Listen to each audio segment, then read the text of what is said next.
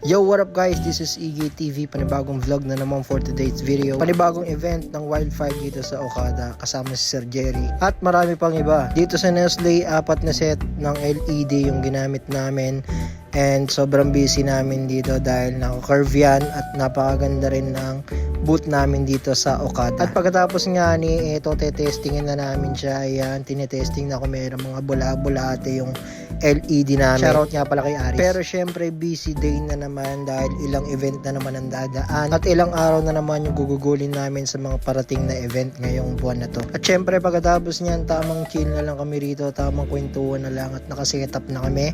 At waiting na lang kami sa service. Pagkatapos nun, diretso na kami ng World Trade. Dito kung makikita nyo, may panibagong set kami ng LED rito. At itong bike at saka photon, hawak yan ng Wildfire. At dito sa bike, dito kami mag-i-install ng nakahang na LED.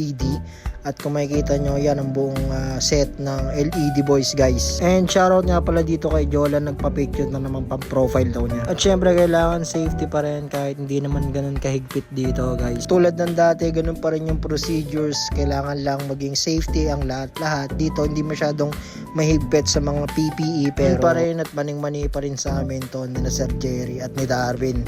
At pagkatapos nga diretso na lang kami dito sa panibagong tuhog dito sa may Alabang. Dito nag-set na naman kami ng panibagong 4 set dito sa may Alaska. Kung makikita nyo, ito yung set namin sa hallway at meron din yan sa loob, sa pinakaloob. Doon sa may stage na yon kung makikita. At pagkatapos ng production at set ng stage, kami naman agad yon. Ayun na nga, mapapawaw ka talaga. Oh wow guys, Alaska yan guys. Kung makikita nyo, yan nakaset na yung LED wall namin dyan guys, and ito yung pinaka front nya. At syempre ito yung itsura nya kapag gumagana na yung LED wall namin kung makikita nyo. Zoom in, zoom out. Pagkatapos ng mga bang kwento, pull out na rin kami at naka-ready na rin yan para makauwi na kami. At abangan nyo yung part 2 and part 3 nitong event na to. Peace!